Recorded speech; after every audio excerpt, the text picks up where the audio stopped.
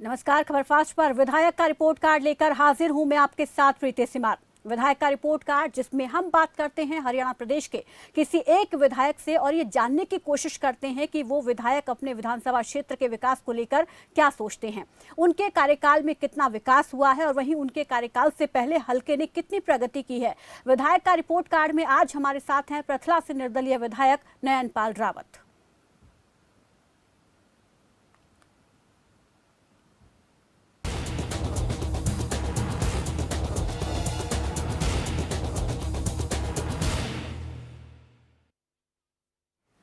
प्रथला विधानसभा फरीदाबाद लोकसभा के अंतर्गत आती है। यहां से निर्दलीय विधायक नयनपाल रावत हैं, जिन्होंने जनता के आशीर्वाद से चुनाव जीतकर जनता का भरोसा जीता।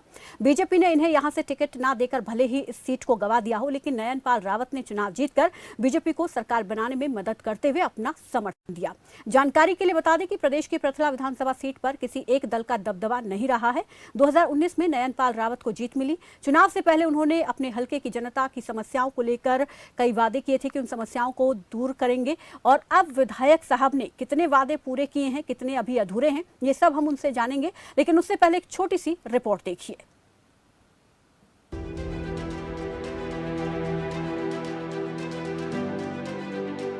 विधायक का रिपोर्ट कार्ड में आज करेंगे सीधा सवाल विधायक नयनपाल रावत से, जो प्रथला विधानसभा क्षेत्र से निर्दलीय विधायक हैं। प्रथला विधानसभा की बात करें तो ये फरीदाबाद लोकसभा क्षेत्र के अंतर्गत आती है। ये एक ग्रामीण आबादी वाला इलाका है जो 2009 के दौरान हुए परिसीमन के बाद अस्तित्व में आया था। इस सीट पर किसी एक दल का राज नहीं रहा है। इस सीट पर 2009 में कांग्रेस के रघुवीर सिंह तेवतिया को सबसे पहले जीत मिली। उसके बाद 2014 में बीएसपी के टेकचंद शर्मा जीते। उन्होंने इस जीत को बीजेपी के नाम करते हुए बीजेपी को अपना समर्थन दे दिया, जिसके चलते जीत के 6 महीने बाद बसपा ने उन्हें पार्टी से निष्कासित कर दिया और वो पूरी तरह उसके बाद बीजेपी में शामिल हो गए।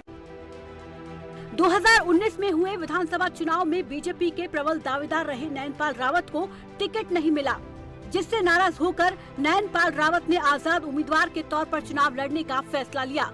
बीजेपी ने भले ही भरोसा ना जताया हो, लेकिन जनता ने भरोसा जताते हुए उन्हें अपना आशीर्वाद दिया। उन्होंने 2019 में आजाद उम्मीदवार के तौर पर कांग्रेस के रघुवीर सिंह तेवतिया को 16,429 मतों से हराया। इस सीट पर नयनपाल रावत ने पहली बार जीत दर्ज की और मनोहर सरकार को अपना समर्थन दिया। ये तो हुई यहाँ की राजनीति की बात। अगर यहाँ की समस्याओं पर नजर डालें तो कुछ जगहों पर खराब सड़कें, पानी की निकासी, नालों की सफाई न होना, भवनों का अधूरा काम, अस्पताल में स्टाफ की कमी, रोजगार मुख्य समस्याएं हैं। इन समस्याओं पर यहाँ के विधायक महोदय ने अपने 2 साल के कार्यकाल में कितना काम किया है, कितना अभी बाकी है और सरकार को समर्थन देने का कितना फायदा वो अपने क्षेत्र को दिला पाए हैं, ये सब जानेंगे प्रथला से निर्दलीय विधायक नयनपाल रावत से।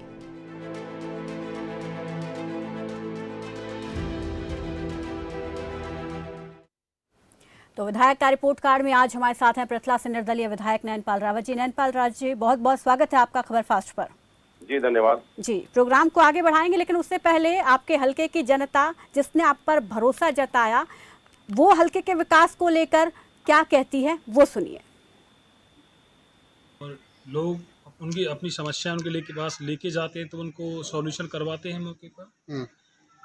कोई किसी को छोटी मोटी समस्या, बिजली की हो, पानी। आपके गांव में विकास कार्य हुए हैं कुछ? बिल्कुल हुए हैं पिछले 2 साल में। जी जी बिल्कुल बिल्कुल। कोई भी काम गांव के अंदर गांव का आज तक कोई ऐसा कोई पैसा भी नहीं दिया, कोई काम भी नहीं करा। 24 गांव को नगर निगम में शामिल किया गया है। तो आपको देखते ही मिलेगा कि जैसे नगर निगम की सीमा मचगर गांव से शुरू होती है तो वहाँ पे आपको जल भराव की भारी समस्या दिखाई देगी। पहला था वैसे ही है और कोई काम मतलब क्या वजह आते ही नहीं है, कभी देखा ही नहीं, नजरिया लगाओ है भी नहीं है। ऐसा कुछ नहीं दिखाई दिया प्रथला विधानसभा क्षेत्र में कि शिक्षा के क्षेत्र में कोई बदलाव आया हो।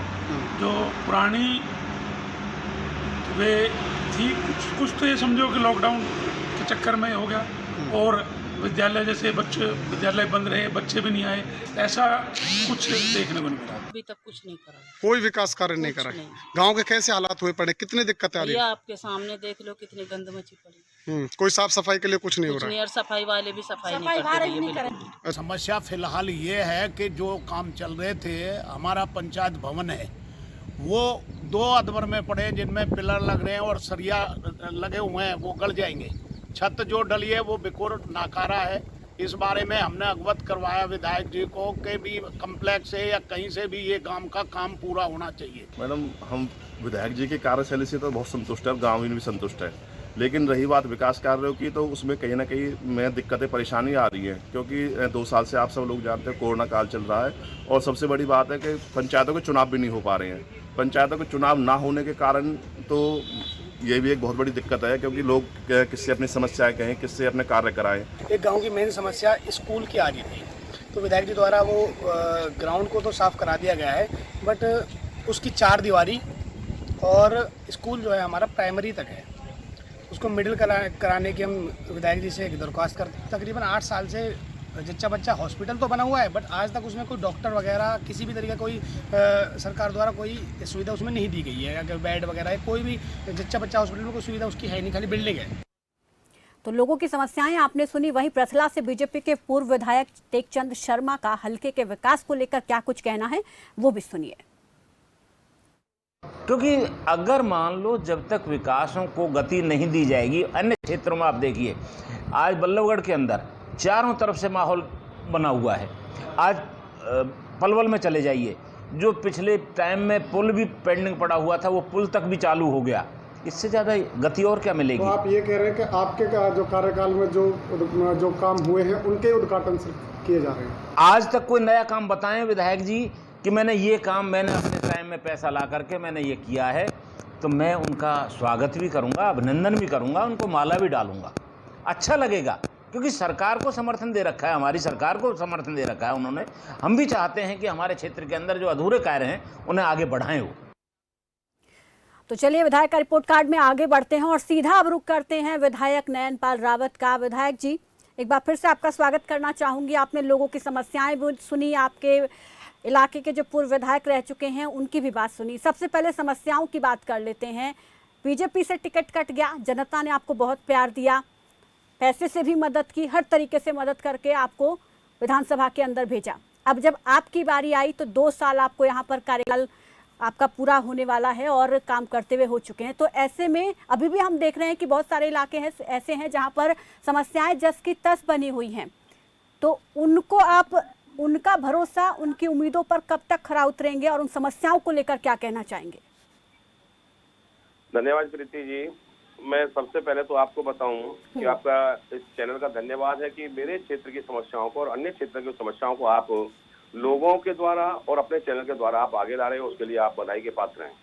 दूसरा, आप भी बहुत बुद्धिजीवी हैं और जो श्रीमान जी अभी कुछ बोल के गए थे पूर्व विधायक साहब, उनका तो मैं शायद जवाब देना इसलिए नहीं चाहूंगा कि भारतीय जनता पार्टी में रहकर और जो विधायक सरकार को समर्थन दे रहा है उन्हें इस चीज की जानकारी होनी चाहिए कि कौन कौन से काम क्षेत्र में हो गए हैं।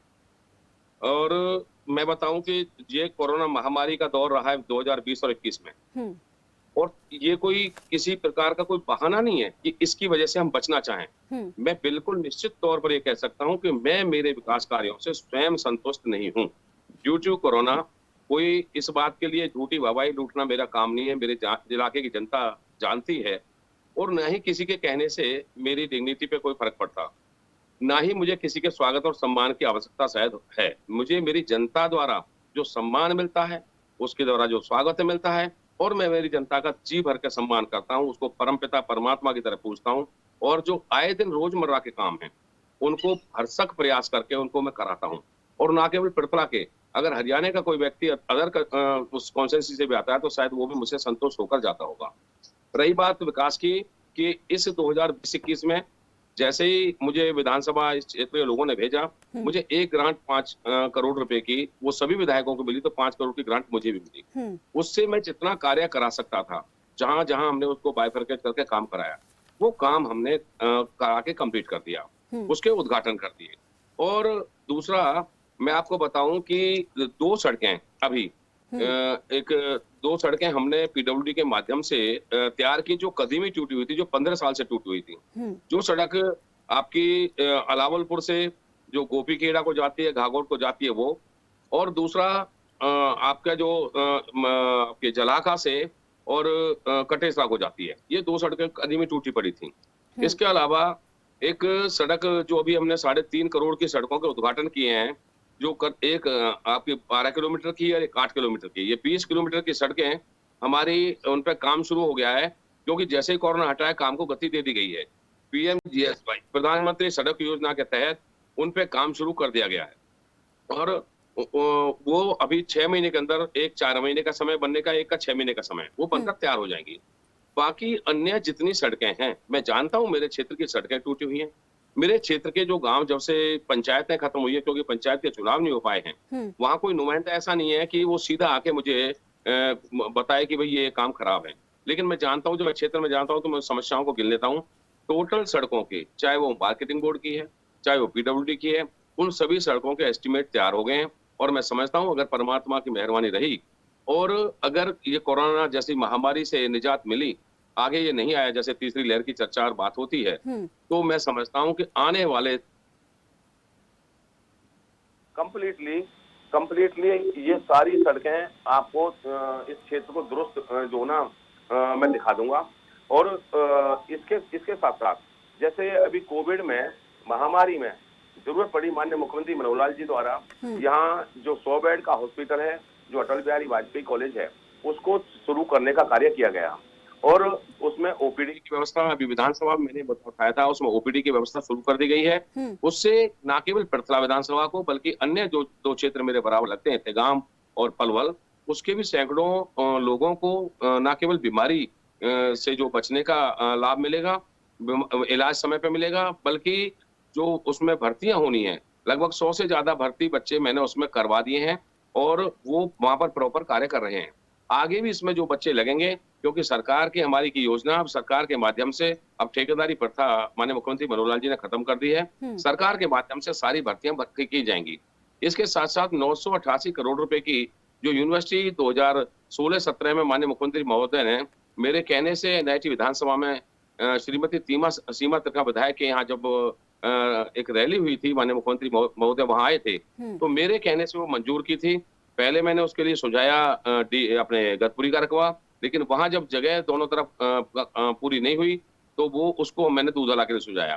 तो उसमें भी लगभग काम पूरा हो चुका है और उसमें भी जल्दी ही पढ़ाई के कई कोर्स शुरू हो गए हैं, अन्य कोर्सेज भी उसमें स्टार्ट हो जाएंगे और मैं समझता हूँ कि दिसंबर में उसमें जो हमारे बच्चों को भर्ती करने की प्रक्रिया वो भी पूरी हो जाएगी और कोर्सेज भी शुरू हो जाएंगे।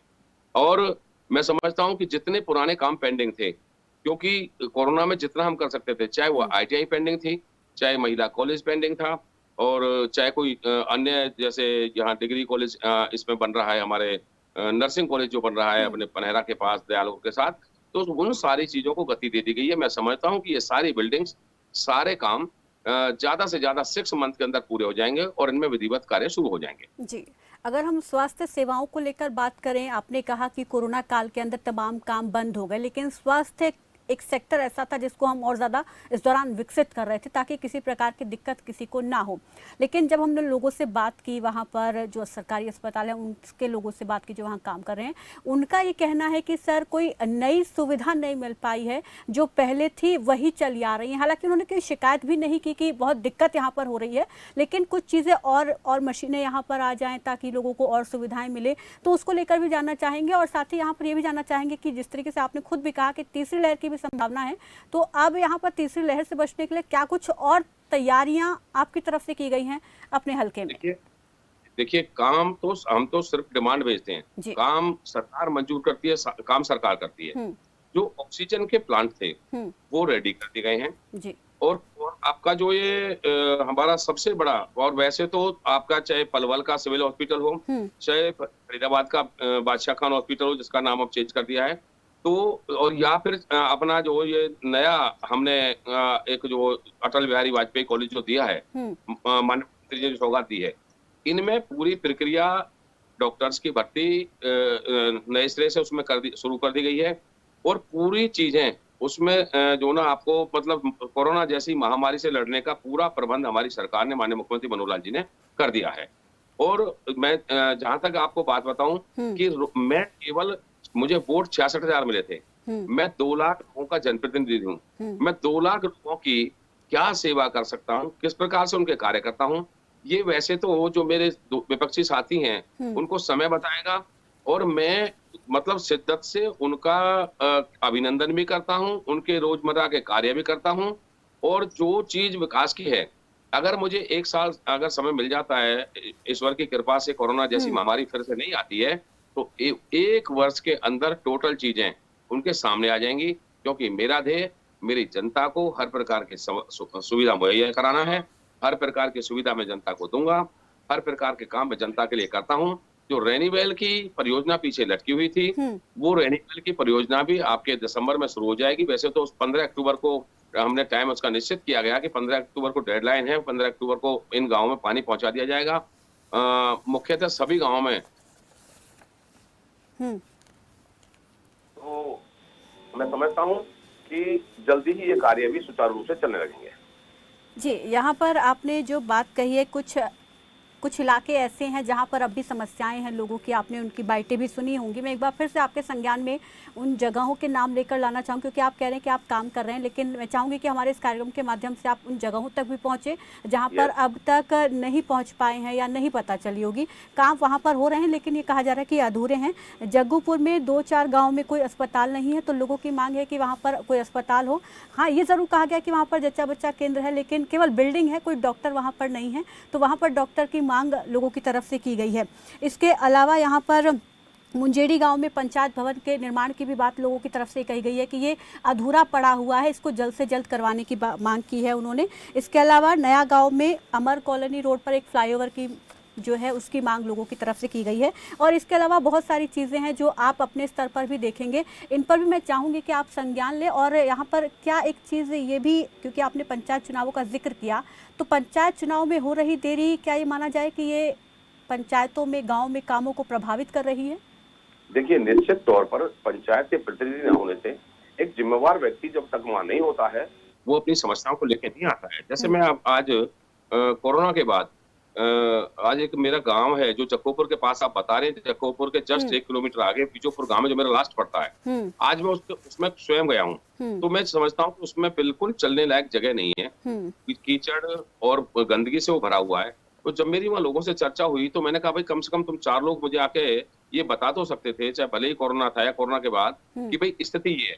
तो आज ही मैंने रास्ते से तुरंत अधिकारियों को फोन किया, कल वहां से पानी की निकासी हो जाएगी और उसका एस्टीमेट तैयार करने के लिए बोल दिया है कि पूरा एस्टीमेट तैयार करके मुझे पूरी इसकी फिरनी एकदम चाक चौबंद चाहिए।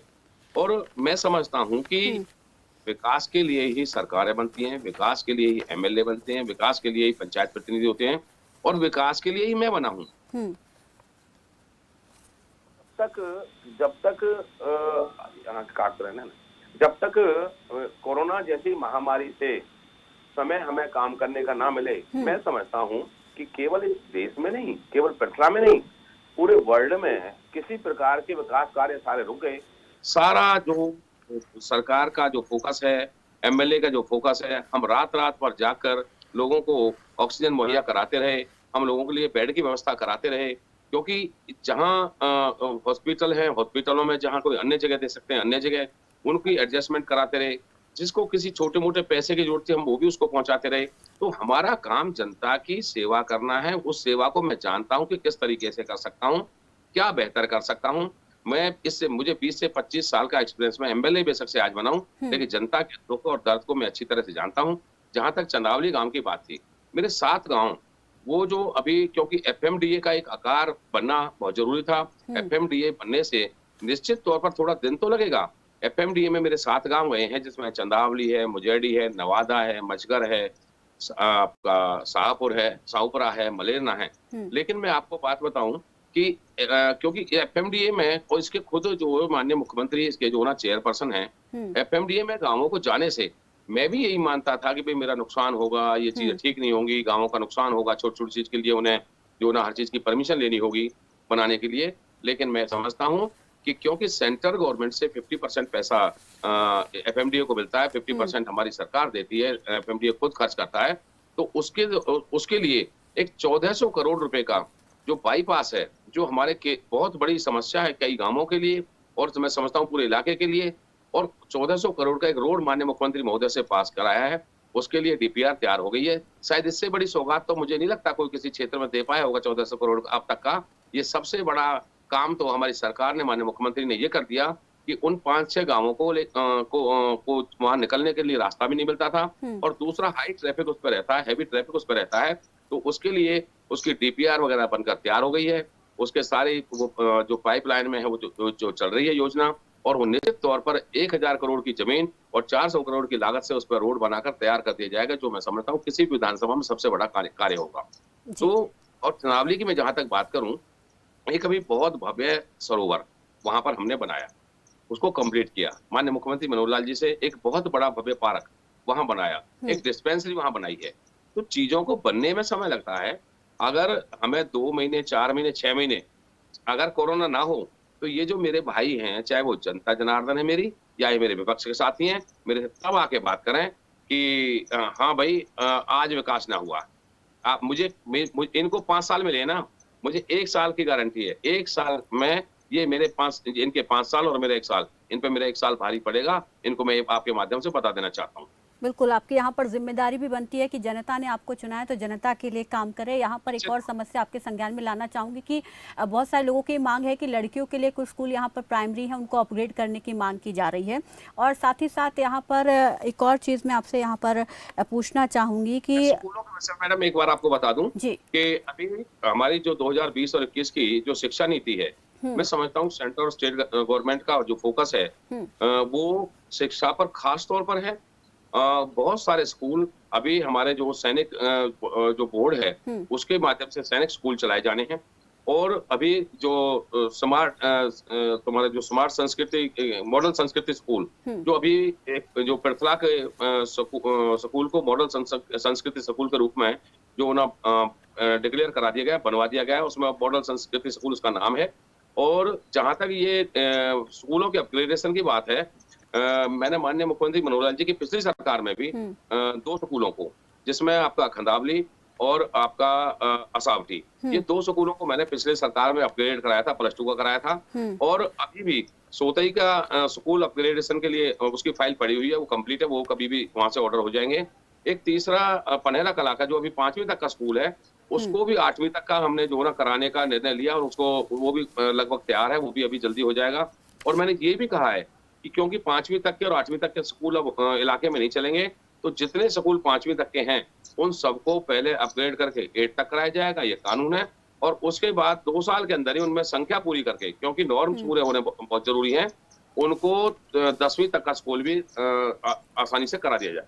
जी, यहाँ पर ये सवाल और हम लेना चाहेंगे कि पहले जो विधायक रहे हैं, चाहे वो बीजेपी के रहे हों, चाहे वो कांग्रेस के रहे हों, तो उस विकास से आप कितना संतुष्ट हैं? आपके इलाके में जो हुआ है, जो आपके हाथों में आया हल्का, उससे उसमें और कितनी मेहनत करनी पड़ी? और इस हल्के की तस्वीर बदलने के लिए क्या कोई ड्रीम प्रोजेक्ट आपका है आगामी 3 सालों के लिए? जी बिल्कुल, देखिए एक मैंने ड्रीम प्रोजेक्ट आपको बता दिया कि एक तो मेरा 1400 करोड़ रुपए की लागत से रोड बन करके बहुत जल्दी, मैं समझता हूँ 1 साल के अंदर इसको हम दे देंगे। दूसरा, जितनी भी हमारी जो जोहड़ है, क्योंकि पानी की समस्या, जलभराव की समस्या अब गाँव में बहुत ज्यादा हो गई है। पहले खुदाई होती थी जोहड़ों की, और जोहड़ जो ना बड़ी होती थी, अब उनको जो ना मैं समझता हूँ एनक्रोचमेंट कर लिया गया है, और जितनी वो बची हुई है, जितना एनक्रोचमेंट हम हटा सकते हैं उनको हटा करके सभी जोहड़ों का एक मॉडल के रूप में विकसित किया जाएगा। उनकी 4 दीवारी की जाएगी, ऊपर से ग्रिलिंग की जाएगी, उसके साथ साथ फुटपाथ बनाई जाएगी जिसपे माता बहन हमारी जो ना उस पे सैर कर सकें। और अब सरकार का फोकस शिक्षा, स्वास्थ्य और आपकी जो ना जो अन्य मूलभूत समस्याएं, बिजली है, पानी है, रेनीवेल योजना लगभग तैयार हो जाएगी, पानी की समस्या इस इलाके की लगभग खत्म हो जाएगी। तो इन सब चीजों को एक मॉडल के रूप में प्रस्तुत करना मेरा ध्येय रहेगा। और मैडम, जहां तक आपने कहा कि पिछले विधायकों की काम की या अन्य किसी चीज की, देखिए विधायक केवल इस जनता के लिए सुविधाएं जुटाने का, मुहैया कराने का सरकार से एक साधन होता है। ये पैसा गवर्नमेंट के पास जनता द्वारा टैक्स के माध्यम से इकट्ठा हुआ पैसा है, उसको केवल लाने का काम है। तो मैं समझता हूँ कि माननीय मुख्यमंत्री मनोहर लाल जी, इस सरकार के साथ मेरा जो आप प्यार कह सकते हैं, मेरा जो विश्वास कह सकते हैं, वो बहुत असीम है, बहुत ज्यादा है।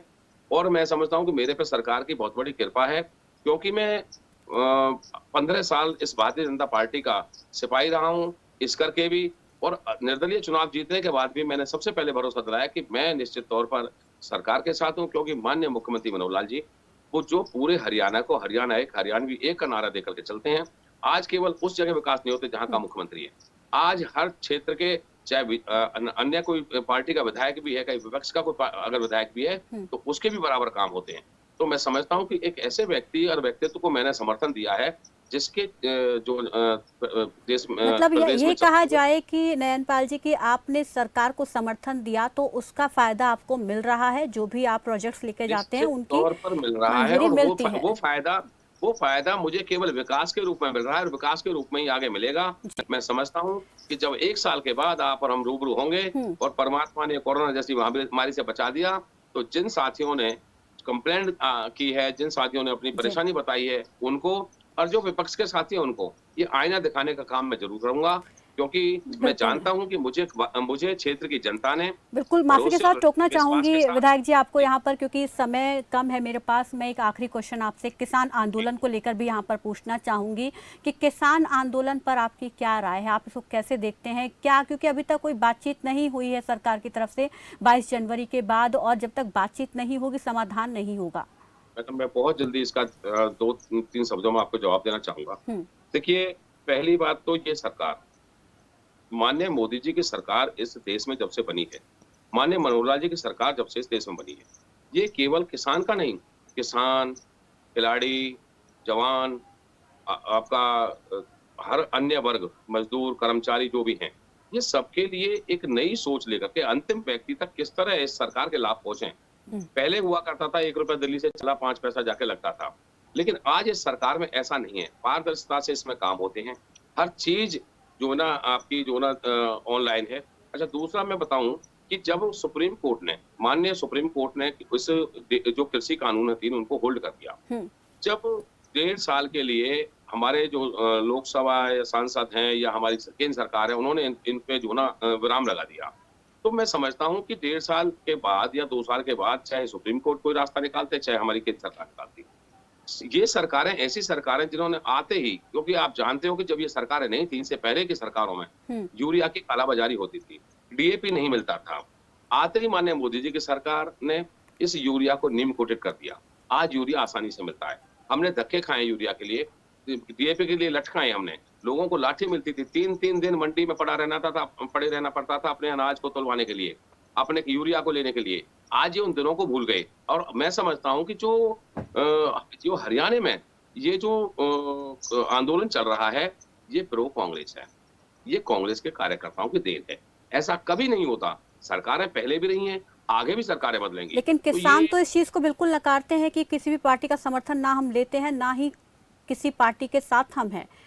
मैडम, ये बात समर्थन की नहीं है, बात उनके काम करने की है। किसानों, देखिए, किसानों ने ही हमेशा सरकार बनाई है, किसान ही हमेशा सरकार बनाते हैं, और किसान कभी भी ऐसा उपद्रव नहीं करते, क्योंकि किसान एक मेहनती वर्ग है, बड़ा सुलझा हुआ व्यक्ति है। वो कभी भी ऐसे ये इस तरह की जो घटनाएं, जो निंदनीय घटनाएं हो रही हैं, जिसको देश देख रहा है, आज हजारों फैक्ट्रियां बंद हो चुकी है, हजारों लोगों के घरों पे ताले लग चुके हैं, किसान कभी भी ऐसा नहीं कर सकते। किसान स्वयं बर्बाद होकर देश की रक्षा करते हैं, आमजन की रक्षा करते हैं।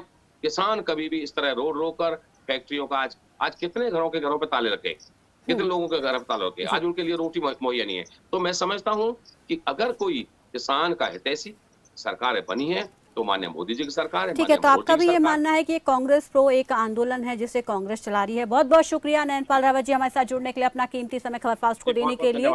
बिल्कुल, तो ये पृथला से निर्दलीय विधायक हमारे साथ थे नयनपाल रावत, जिन्होंने समस्याओं को लेकर जनता के सवालों का जवाब दिया। और यहाँ पर किसान आंदोलन पर जब प्रतिक्रिया ली तो उन्होंने कहा कि ये कांग्रेस प्रो आंदोलन है, कांग्रेस से प्रेरित है। तो उन्होंने भी इस चीज को नकार दिया कि ये किसान नहीं है जो आंदोलन कर रहे हैं। तो फिलहाल विधायक का रिपोर्ट कार्ड में आज के लिए बस इतना ही। दीजिए इजाजत, नमस्कार।